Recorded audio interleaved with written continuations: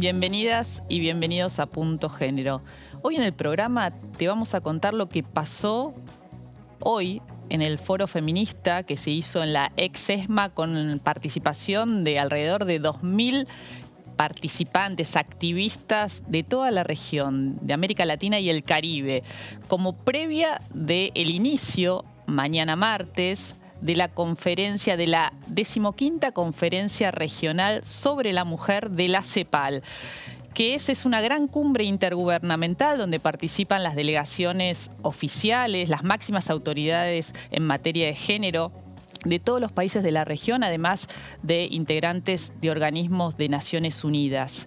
¿Y qué se va a debatir? Bueno, el eje central de lo que fue el foro de hoy y de lo que va a ser la conferencia que se inicia mañana hasta el viernes, tiene como agenda central la agenda de los cuidados. Lo hemos hablado muchas veces en el programa, de qué se trata los cuidados, ¿no? Cuidamos. Las mujeres nos hacemos cargo mayoritariamente de estas tareas de crianza, de cuidados, y eso repercute en nuestra vida porque nos quita tiempo para el tiempo de ocio, pero el tiempo para otras actividades también, y mucho tiene que ver con el trabajo remunerado, porque este trabajo no se reconoce y no se paga. Bueno, de todo esto vamos a arrancar hablando hoy en el programa. Así te presentamos el tema.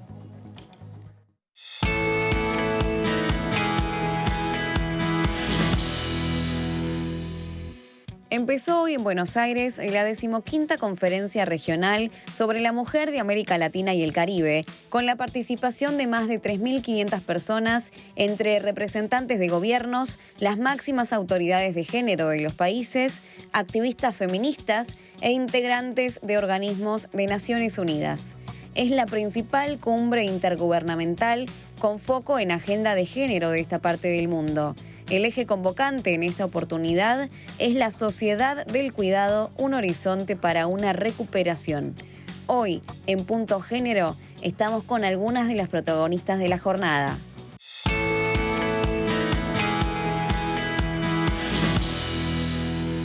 Bueno, como te decía, en la previa del inicio de esta conferencia, esta cumbre intergubernamental, se hizo hoy el foro feminista en el predio de la ex-ESMA.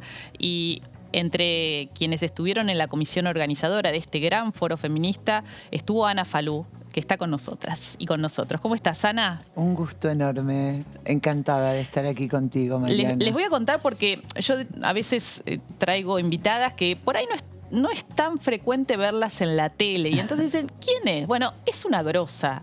Es una arquitecta académica feminista muy grosa que incluso fue directora regional de ONU Mujeres. Y es un gusto para mí. Además, es directora de Ciudades Feministas, que es una ONG de la provincia de Córdoba. Así que, bienvenida. Gracias, Mariana. Encantada de estar contigo. Bueno, ¿qué pasó hoy en el foro? Mira, hoy el foro fue, como en general los foros feministas, un momento de fiesta, de reencuentro, de esta capacidad de articulación y de redes que tenemos las feministas en el mundo, pero muy particularmente las latinoamericanas y caribeñas.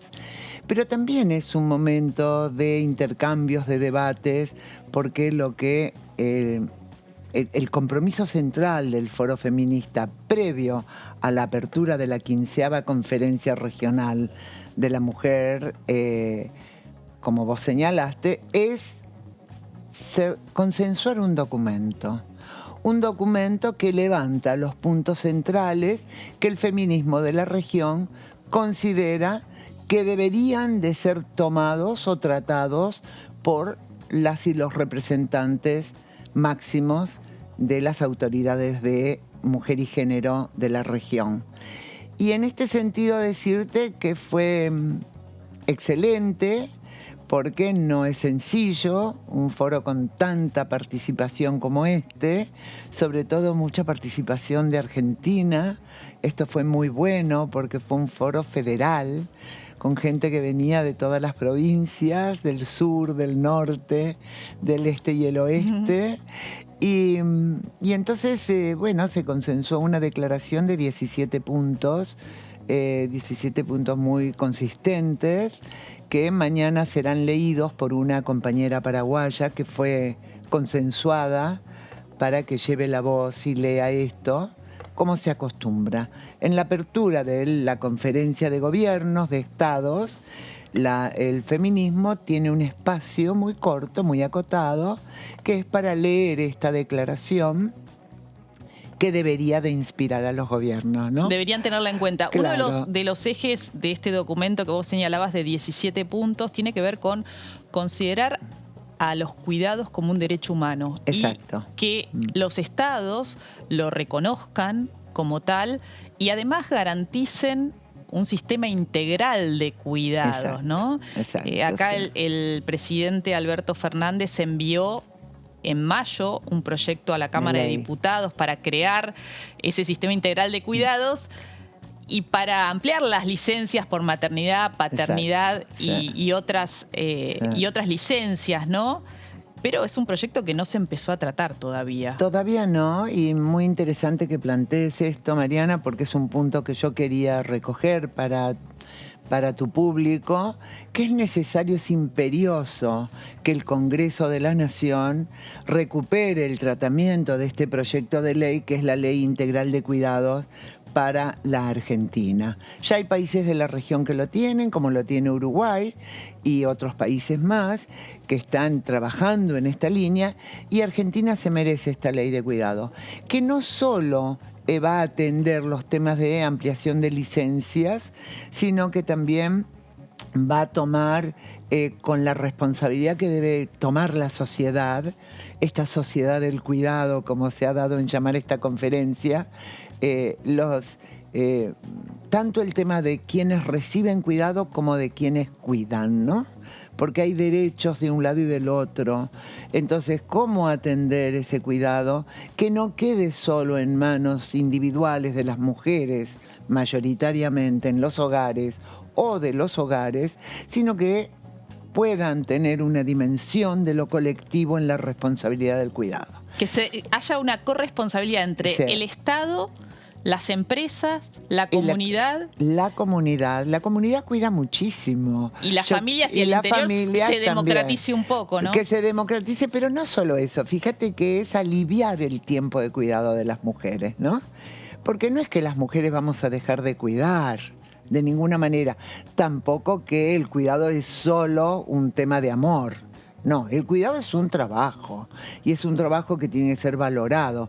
Cuando sea valorado, y esto es muy interesante, lo ha hecho el INDEC mismo en Argentina, lo han hecho las uruguayas muy pioneramente. Ya las uruguayas decían hace como una década, yo creo, o no sé, 6 años, 8 años, que el aporte, cuando me dice el aporte no valorado del trabajo no remunerado de los hogares y de las mujeres en los hogares, era algo de un 26.4% de aporte al Producto Bruto Interno. Sí, acá la ¿no? medición que se hizo desde el Ministerio de Economía, una iniciativa que llevó adelante en ese momento Mercedes de Alessandro. Exacto. Dio casi un 16% del PBI, Exactamente. más que la industria y que el comercio. Claro, porque, como aporte. Claro, porque fíjate que si vos tenés que cuidar un niño y pagás, como hacemos las mujeres que trabajamos de la clase media para arriba, esto tiene un valor, está valorado, tiene un precio en el mercado. Ahora, si lo hacen las mujeres, está totalmente devaluado, ¿no? Cuando cuidan un enfermo, cuando cuidan a los viejos y las viejas, a las personas discapacitadas, etcétera, etcétera. O las tareas de reproducción social en los hogares, ¿no? Ahora hay un aspecto interesante que plantea esta cumbre, esta convocatoria de la CEPAL, que es una comisión que depende de Naciones Unidas, Comisión Económica para Latinoamérica. Exacto. Que propone que poner en agenda y en el centro de la agenda los cuidados como una forma también de salir de la crisis económica. Totalmente. Porque, ¿cuál es el vínculo? Bueno, porque tenemos que entender que hay un vínculo muy fuerte entre el tema de cuidados y el tema de la economía. Porque las mujeres que carecen de tiempo, porque si vos tenés una escuela que atiende 4 horas a un niño o una niña, No hablemos de 0 a 5 años o a 4 años, que es una etapa absolutamente crítica y que corta las posibilidades productivas o de la contribución económica de más del 50% de la población, ¿no? Claro, porque están cuidando en un trabajo... Porque no pueden trabajar. Claro, trabajar ¿sí? remuneradamente. Remuneradamente, o no pueden estudiar o no pueden hacer vida política o recrearse. Entonces, ¿de qué se trata tener una ley de cuidado? Primero, de reconocer el trabajo de cuidado, ¿sí? Segundo, de redistribuirlo entre los distintos actores, el Estado, la comunidad, las empresas, las universidades. Las universidades no tienen lugar de cuidado. Muchas muchachas jóvenes tienen que dejar de estudiar porque no tienen cómo sostener el estudiar con niños pequeños, ¿no? O niñas pequeñas. Entonces, tiene que haber una articulación virtuosa de actores que asuman esta tarea, que es una tarea de la sociedad. Los suecos han cambiado y han podido dar vuelta la baja tasa de reproducción solo con políticas muy activas con respecto al cuidado, que no son solo licencias, pero que también tienen que ver con las licencias, ¿no? Y en esto me parece tan interesante porque fíjate que en el foro feminista también hay que decirlo, tenemos socias activas importantes, la CEPAL misma, ONU Mujeres y el propio gobierno argentino, el Ministerio de Mujeres, Género y Diversidades. Y estos tres actores institucionales son los que también están apoyando fuertemente este debate sobre los cuidados. O sea, no solo somos las feministas que venimos con una voz desde la sociedad civil a plantear este es un tema de urgencia, que la pandemia lo puso al rojo vivo. Absolutamente. Lo evidenció claramente. Absolutamente. ¿no? Quedó ahí en evidencia sí. la recarga de tareas trabajo. Que significaba. Exacto. Bueno, lo y doméstico. No solo eso, Mariana, sino que las mujeres, y esto lo dijeron todos los gobiernos, o la mayoría de los gobiernos del mundo, las mujeres fueron la mayoría del personal sanitario. ¿Sí? Las que sostenían en los hospitales, en las farmacias atendiendo, ¿no? Las que sostuvieron, no solo en sus hogares, sino también a nivel de la sociedad. Creo que eso es lo que la pandemia dejó como un tema que tenemos que debatir, instalar en la sociedad y en lo público. Bueno, muchísimas gracias, Ana, a vos, por este Mariana. Panorama así, en caliente, porque venís de ahí, de la ex ESMA, donde se llevó adelante este foro con este documento que mañana se va a leer en la apertura oficial de la 15ª Conferencia Regional sobre la Mujer de la CEPAL. Y en el marco de esta conferencia a lo largo de la semana, que se va a llevar adelante en el Hotel Sheraton, ahí en el barrio porteño de Retiro, también están previstas una serie, alrededor de 40 actividades paralelas en distintos lugares de la ciudad, siempre con este eje de los cuidados. Entre ellas, te queremos invitar especialmente a ver una película, el documental Cuerpos Juzgados, que dirigí yo y que se refiere a las consecuencias de la criminalización del aborto en El Salvador, que es uno de los países con leyes más restrictivas en el acceso al aborto, pero que también es un panorama que se da en otros países de Centroamérica. Este tema también estuvo en este documento, está en este documento que se va a leer mañana en la apertura de la conferencia. La invitación es el miércoles a las 20 horas, acá cerquita del Congreso, en el Cine Gomón, para ver este documental y después debatir con integrantes de las activistas salvadoreñas y que están llevando esa agenda para revertir ese contexto tan restrictivo en términos de derechos sexuales y reproductivos. Va a haber un conversatorio también. Así que vamos a ver el tráiler y ya estamos conversando con una activista nicaragüense que nos trae el panorama de lo que sucede en Centroamérica en relación a los derechos sexuales y reproductivos y también la democracia.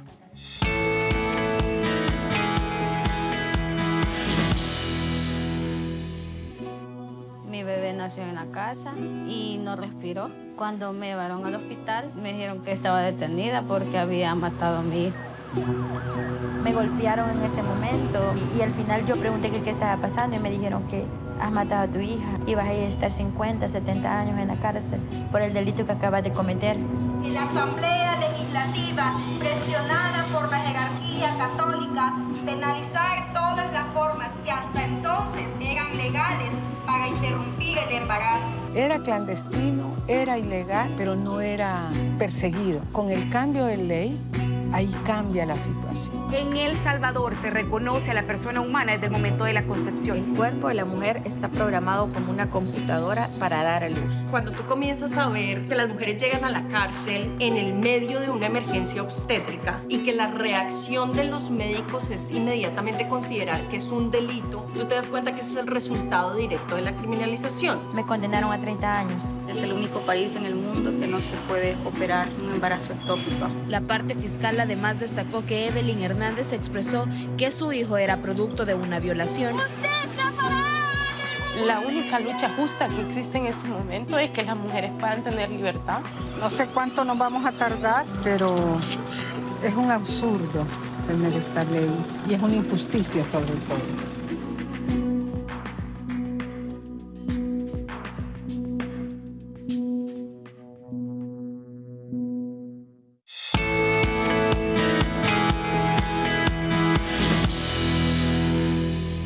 Y también del Foro Feminista se vino para acá, para el programa, para Punto Género, María Teresa Blandón. Ella es nicaragüense, es socióloga y es una gran referente feminista de ese país centroamericano. Buenas noches y muchas gracias por acompañarnos. Gracias, Mariana, por darnos la oportunidad de estar en tu programa. En el documento que se va a leer mañana en la apertura de la 15ª Conferencia Regional, hay un punto que tiene que ver con la situación de restricción del acceso al aborto en Centroamérica.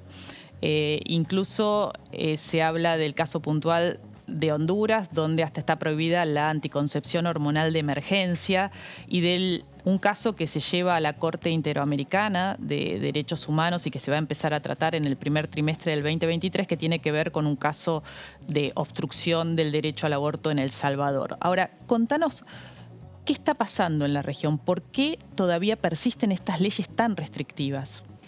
Bueno, primero me gustaría decirte que el caso de El Salvador es uno de los más dramáticos, no solo porque el aborto está penalizado de manera absoluta, sino porque casi 70 mujeres han sido criminalizadas. Algunas de ellas cumplieron condenas hasta de 10 y 15 años, algunas más. Han logrado salir, la mayoría de ellas producto del enorme trabajo que han hecho las organizaciones feministas de aquel país. Pero una situación, digamos, en términos de penalización, una situación similar se vive en Honduras y en Nicaragua, donde el aborto también está penalizado de manera absoluta, aun y cuando la vida de la mujer embarazada corra riesgos o cuando el producto pues, es incompatible con la vida.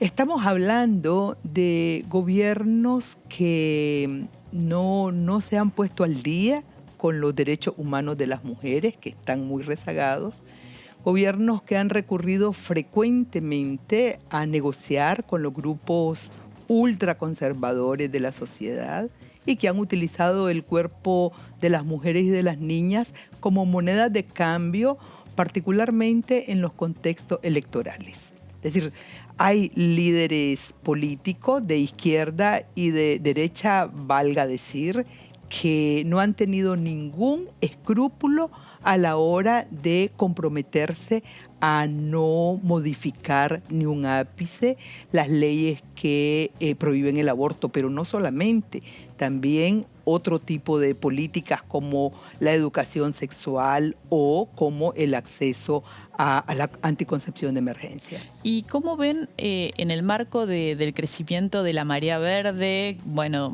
después de la sanción en Argentina a fines del diciembre del 2020 y otros países que han avanzado, ¿no? Colombia con un fallo de la Corte, en México también se está avanzando.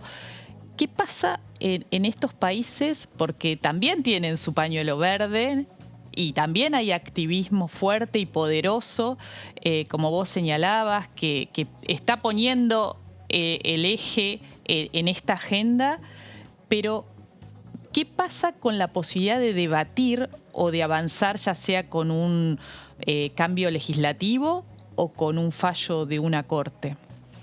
Bueno, tenemos realidades diversas, Mariana. Lamentablemente, en el caso de Honduras hay una presencia muy fuerte en el Parlamento de diputados de corte fundamentalista, que incluso instalaron un artículo pétreo en la Constitución para impedir incluso que se hable sobre el aborto. ¿Que se hable? Sí.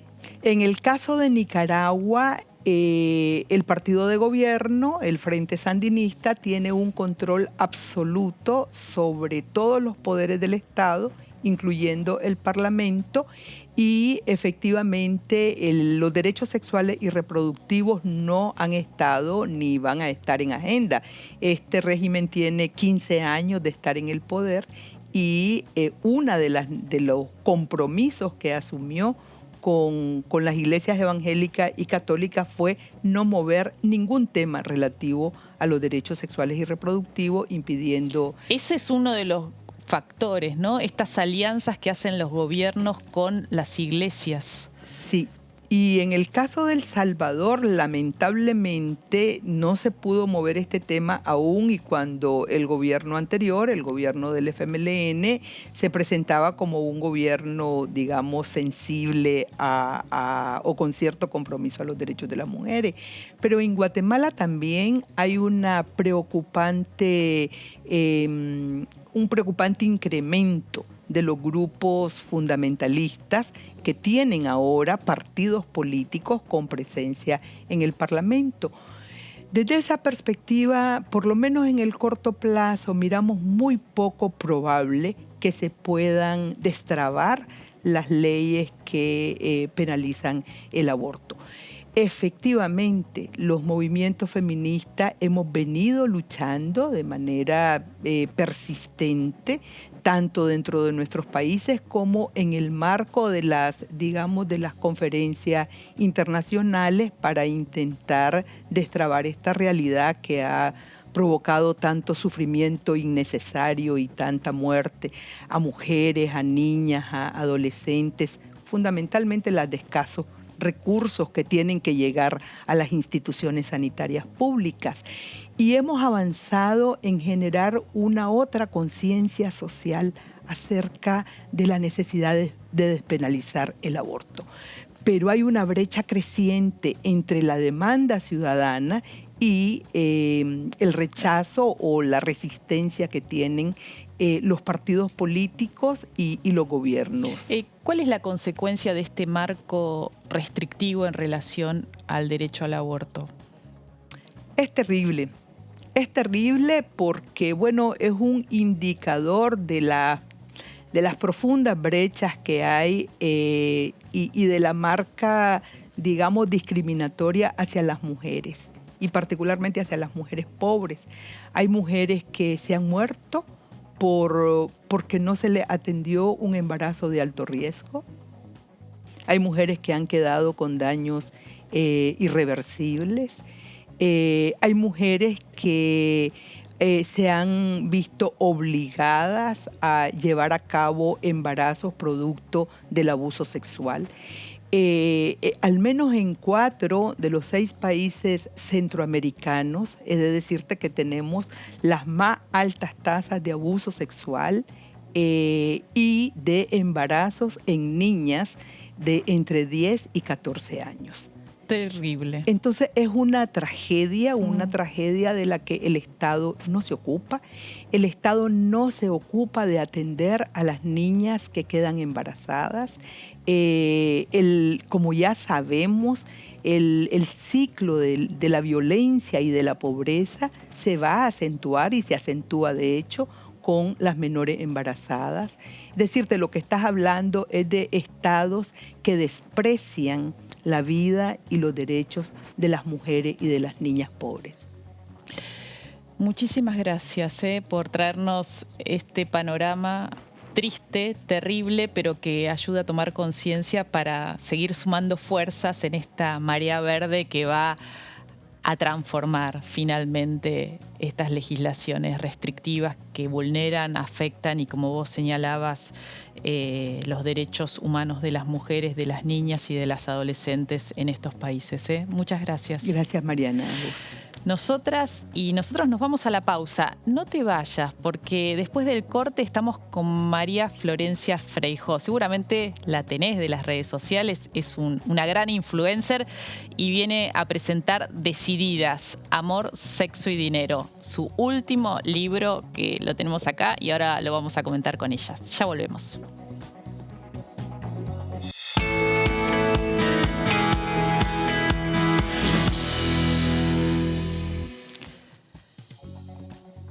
Seguimos en Punto Género, como te anunciaba, estamos con María Florencia Freijó. Ella es politóloga y es influencer. Influencer porque tiene un montón de seguidoras, sobre todo mujeres, que confían mucho en lo que ella dice y le agradecen, sobre todo porque las ayuda a pensar. Y acaba de sacar su tercer libro, Decididas, Amor, Sexo y Dinero.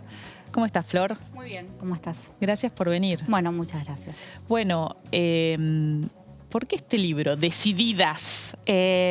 Amor, Sexo y Dinero. Bueno, en realidad es como el tercer libro que viene a cerrar un trabajo de escritora que he ido buscando estos últimos 4 años. Y quería como darle un cierre a muchas preguntas que me habían surgido en lo personal, pero también que habían surgido de parte de las lectoras. Y digo un cierre porque tengo otros proyectos editoriales que ya van a romper un poquito esta línea, ¿no? Y yo también necesitaba como hacer ese cierre personal. Me parecía que Solas, aún acompañadas, que fue el primer libro, era como una radiografía muy actual, con datos muy de la actualidad, en donde muchas mujeres se encontraban, sobre todo mujeres madres, ¿no? En donde hablaba de la maternidad como ese escalón en donde la desigualdad se vuelve un poquito más fuerte de la que venimos trayendo desde las infancias. Maleducadas explica como el antes, ¿no? Bueno, el por qué, cómo se da esa educación, en hombres y en mujeres. Y Decididas era un poquito, viste que la frase está muy de moda, mi cuerpo, mi decisión, o lo personal es político, esta frase que la instaló Carol Halgish en los 60. Pero entonces hablemos, ¿no? ¿Qué es lo personal? ¿Qué es el poder personal? Porque ahora también hay como una cosa, sobre todo de las manos de las pseudociencias, de hablar de poder. Y a las mujeres se nos vende un montón el tema de poder personal, ¿no? Como que si haces determinada cosa vas a poder más que nadie. Bueno, no estoy tan segura de eso. Entonces ahí quise hablar de poder y cuáles son las cosas que nos quitan el poder a las mujeres a la hora de decidir. Todo el mundo habla de una era de emancipación y de decisión, pero resulta que lo que nos da poder en esta sociedad, que tiene que ver con el dinero, ¿no? Con la independencia de ciertas decisiones, etcétera, están todas supeditadas a algo fundamental que es el uso del tiempo. Justamente de lo que se trata, ¿no? En esta conferencia regional y en relación a lo que le dedicamos a la crianza y a los cuidados, y que nos quita tiempo para otras cosas, porque a veces no somos conscientes de ese, hasta incluso del tiempo de ocio, ¿no? Exacto, a eso iba. El uso del tiempo no es solo, obviamente, a los cuidados que van desde los adultos mayores a las crianzas, a incluso, ¿no?, la organización del hogar, en general, si hay una pareja y no hay hijos, no hay padres, digo, también la organización del hogar. ¿En qué momento histórico se nos ponen las mujeres, ¿no? Como las especialistas del amor y las especialistas del hogar. O sea, hay un momento histórico fundacional sobre eso. El punto es que el uso del tiempo también se ve menguado por todas las exigencias que tienen las mujeres, que tiene que ver también con pertenecer, por ejemplo, a ciertos estereotipos de belleza o tener que construir algún tipo de imagen para liberar algunas tensiones que se generan cuando estamos en puestos de decisión. Esto que hablan muchas jefas o mujeres en posiciones de autoridad y de dirección, que están todo el tiempo teniendo que, entre lo que tienen que hacer, la gestión, y el momento de tensión de que no las juzguen previamente por el solo hecho de ser mujer. Y la primera parte de Decididas trata de abordar esta cuestión de por qué hay una mirada anterior, ¿no? Si venís vos y me decís algo y viene un varón y me dice algo, lo mismo, esa misma frase va a ser tomada de distinta manera de acuerdo a quién me la está diciendo, si es un varón o una mujer. Bueno, ¿y eso cómo lo puedo explicar? Bueno, la neurociencia ha avanzado mucho. Eso me llamó la atención, que te metiste con la neurociencia. Sí. Me fascina, me parece que da muchas respuestas sobre un campo de estudio que históricamente el feminismo no ha estado ahí y que recién ha avanzado estos últimos 20 o 30 años y que gracias al avance del feminismo en las neurociencias también se han modificado muchas de las teorías antropológicas e históricas sobre, por ejemplo, cómo fueron las primeras sociedades o cómo fue, digamos, las primeras dinámicas entre hombres y mujeres, esta cuestión, ¿no?, de que el hombre cazador, el mito del hombre cazador, no es así, las mujeres también estaban en las casas, en las casas, digo, con en la casa con Z. En la casa con Z, exacto. Se podía prestar a confusión en ese contexto. Por en las cuevas estaban. Claro. Entonces, efectivamente, me parecía muy interesante lo que muchas neurocientíficas están descubriendo también respecto al cerebro, ¿no? Y creo que dentro de los feminismos hay muchas discusiones que yo no las doy acá decididas, ya las daré en un futuro, sobre esta cuestión del sexo binario o del cerebro binario. Bueno, no hay un cerebro binario, ¿no? No, vino hace poco Lucicia, ¿no?, que acaba de sacar su libro también, que es muy interesante, que plantea justamente esto, ¿no?, que es toda una construcción, esto de que tiene que ver más con la socialización que recibimos, el desarrollo de determinadas habilidades, si somos más aptas o ellos más aptos para este viejo que decía, bueno, que no podíamos leer un mapa, que no, las mujeres. Exactamente, en realidad el cerebro funciona, o sea, es un cableado, ¿no? Se va adaptando. Y vos podés elegir qué conectás y qué no conectás. Evidentemente, digo, si desde la infancia te están enseñando, viste que en el 2017 la Cámara Argentina de la Mediana Empresa encontró que el 45% de los juguetes de las niñas estaban destinados a roles de cuidado, el 35% a estereotipos de belleza y el resto a deportes, etcétera. Entonces digo, hay un 75% de juegos que nos orientan a lo que van a hacer después la segregación horizontal o las paredes de cristal, que son esos puestos laborales a los que supuestamente nosotras nos podemos desarrollar mejor porque somos mujeres. Bueno, no somos más afectivas, no somos más amorosas. Somos más afectivas y más amorosas porque estamos educadas para tener que agradar, para tener que sonreír, para tener que caer bien y porque también nos dicen que si cuidamos somos mejores mujeres y siempre estamos en la carrera de ser buenas mujeres. Bueno, eso es algo que hay que romper, ¿no? Claro, ahora, Flor, otra de las cosas que me llamó la atención es que tenés como una mirada un poco pesimista en relación a... No, está muy bien que lo digas, ¿no? Es que es así. Está en muy relación bien que lo digas. A lo que se cambió. Porque desde otra perspectiva, a mí me parece que hemos avanzado en los últimos años. Uno podría poner como un quiebre el 2015, ¿no? Como el surgimiento del Ni Una Menos en Argentina, con todo lo que significó en términos de revolución social, cultural. Total. Más allá que sea en determinados ámbitos urbanos, tal vez, ¿no? Pero de esto se habla, ¿no? En las empresas se interesan, en los hogares también, más allá de que pueda haber algo así como el pinkwashing que decimos nosotras también, ¿no? Que bueno, a veces es medio cáscara, más marketing que el cambio profundo y estructural. ¿Pero no ves ningún cambio? Sí, a ver, mi mirada pesimista tiene que ver con una cuestión pura y exclusivamente funcional o práctica, ¿sí? Si yo tengo una mirada optimista, corro el riesgo de, al estar en un ambiente tan endogámico, pues soy un ambiente súper endogámico, el estudio es muy endogámico, digo, como mis colegas son mis amigas, entonces como corro el riesgo de no ver lo que está pasando afuera. Entonces yo elijo tener una mirada pesimista para poder ser operativa y pensar como en lo peor para poder dar lo mejor, digamos. ¿Y qué te devuelven? Por ahí, ¿sabes por qué te lo digo? Porque yo, bueno, hoy decías, me presentabas como influencer. Yo no sé si soy influencer. Pero lo digo porque te sigue, hay muchas mujeres.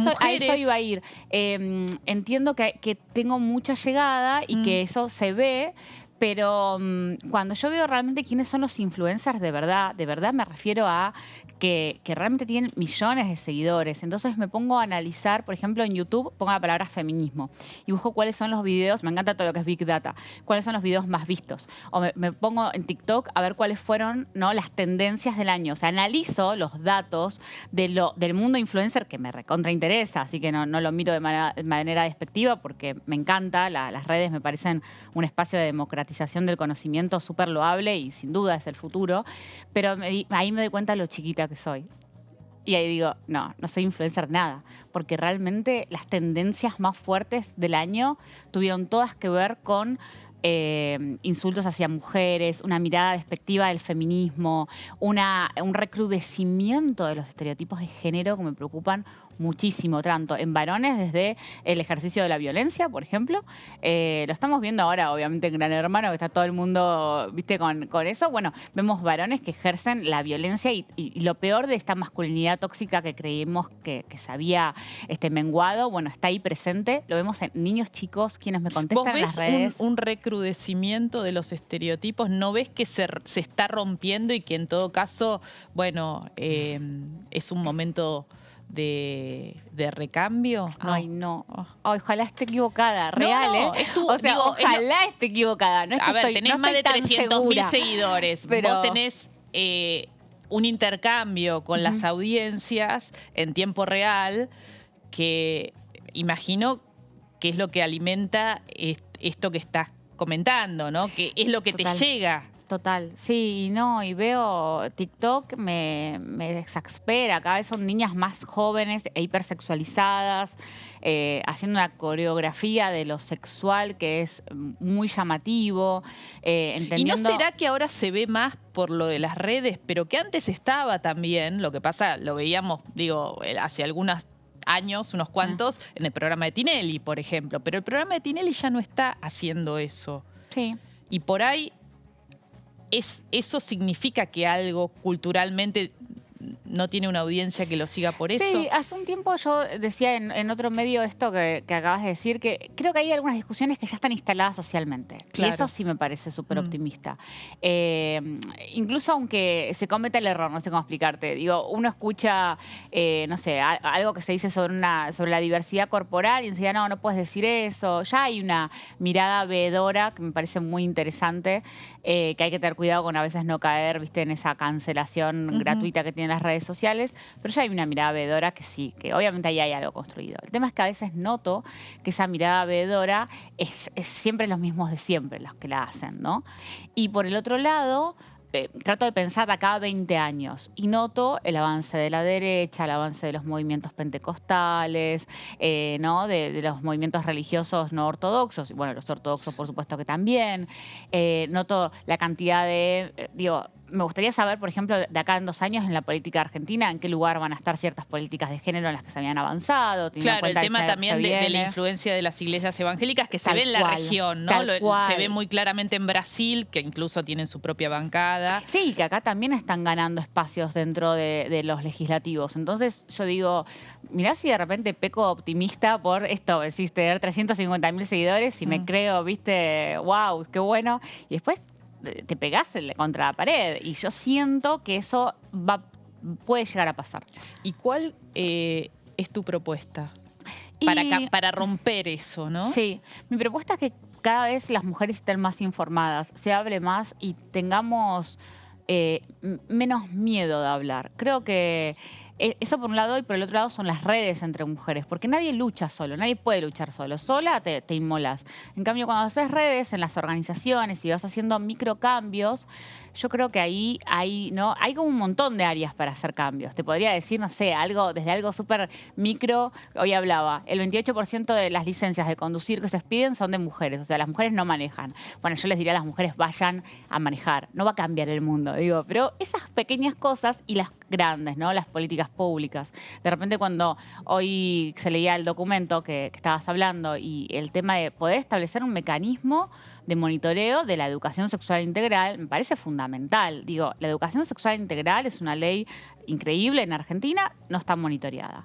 Después, lo que estamos viendo es que en los legislativos de todo el mundo la participación política de las mujeres está disminuyendo en estos últimos 5 años. Y la pandemia fue sin duda una escalera rota global en todas las áreas. Entonces digo, ahí hay que volver a unificarse. Otra propuesta es, el feminismo tiene que volver a unirse. Está muy fragmentado. Y ni siquiera lo digo por Argentina, digo, en todos los países están las fragmentaciones, algunas más iguales que otras, pero hay que volver a unirse en cosas muy en común que tengamos, que creo que son urgentes. Así que propuestas miles, digo. Te podría, como politóloga, te podría desde pensar políticas públicas. Yo ahora estoy laburando en una, que es hacer una red específica de profesionales, que se hizo una prueba este año y funcionó muy bien, que es de psicólogas y abogadas para atender a mujeres en situación de violencia. Se atendieron a más de 10.000 mujeres. Fue increíble la cantidad de mujeres que lograron reclamar alimentos, por ejemplo, y ahí tengo políticas públicas. Es un tema. El de alimentos lo hemos tratado la muchas mejor veces, estadística que apareció hasta ahora es muy reciente y es lo que hizo la provincia de Buenos Aires. Bueno, hay que hacerlo a nivel nacional. O sea. Flor, ¿por qué leer tu libro?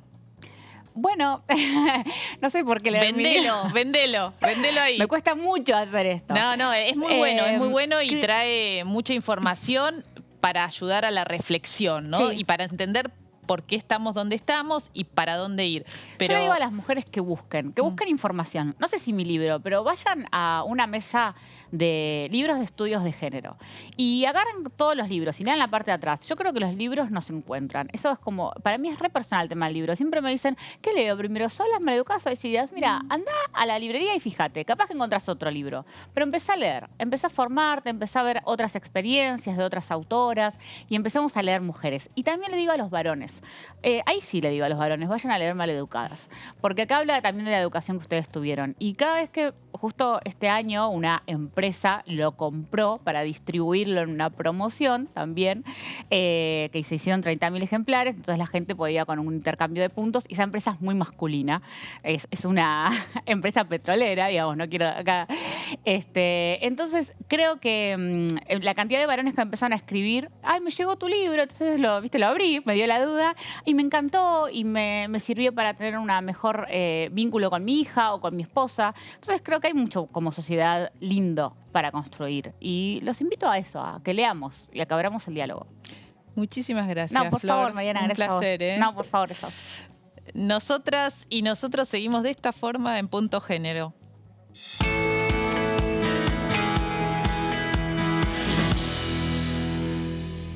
A más de un año de que la Cámara de Diputados aprobara la Ley de Equidad de Género en los medios de comunicación audiovisual, todavía sigue sin ser reglamentada. El proyecto había sido presentado por la senadora Norma Durango, del Frente de Todos, y tenía en cuenta una propuesta del colectivo de periodistas argentinas y aportes de otras redes de comunicadoras feministas y especialistas en el tema, como la Red Par y LATFEM, que participaron en una serie de foros federales organizados en el año 2020 por la diputada oficialista Mónica Macha. La norma promueve la equidad en la representación de los géneros desde una perspectiva de la diversidad sexual y contempla un cupo para personas trans del 1%. Establece un régimen de cumplimiento obligatorio para los medios de gestión pública e incentivos para el sector privado, con beneficios en el acceso a la pauta oficial. Es decir, se premia a aquellos que demuestren avances en equidad de género. ¿Por qué todavía no se reglamenta? Para hablar sobre el tema, recibimos a la periodista y defensora del público, Miriam Lewin.